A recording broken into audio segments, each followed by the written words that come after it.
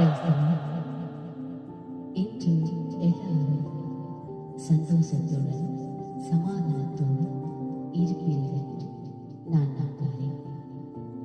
என் அன்பான மகனே, சகோதர சகோதர இன்று நான் எடுத்துக்கொண்ட தலைப்பு மன்னிப்பு. நாம் திங்க் பண்ணணும், மன்னிப்பு என்பது ஒரு பலவீனம் அல்ல. எனக்கு அன்பானவர்களே, அது ஒரு பெரிய வலிமை. நீங்கள் என்ன நினைக்கிறீர்கள்?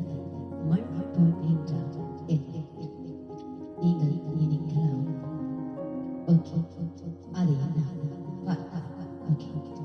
மன்னிப்பு என்பது விடுதலை செய்வது மட்டுமல்ல, நம்மை விடுதலை செய்வது. ஓகே, யோசித்து பாருங்கள்.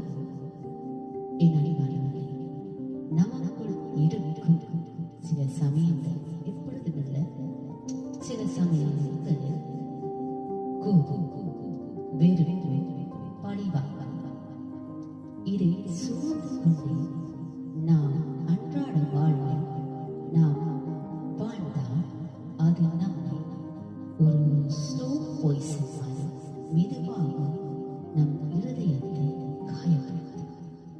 எல்லாருக்கும் தெரியும் நினைக்கிறேன், ஸ்லோ பாய்சன். என் அன்பானவர்களே, ஓகே, மன்னிப்பு என்பது நம் ஆத்மாவுக்கு ஒரு மருந்தாக இருக்கிறது, ஒரு மெடிசின். ஓகே, என் அன்பு சகோதர சகோதரிகளே, நாங்கள் அடுத்ததாக பார்த்தோம் என்றால் வேதாகமத்தை எடுத்துக்கொள்ளுங்கள், திருப்பிக் கொள்ளுங்கள். மத்தேயு 6:14.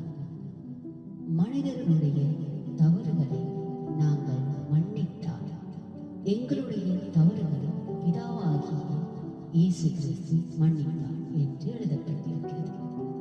என் சகோதரா, என் சகோதரி, கொஞ்சம் ஆழ்ந்து சிந்திப்போமா?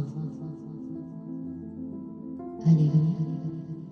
ஓகே, நாங்கள் அடுத்ததாக பார்ப்போம் எபேசியர் 4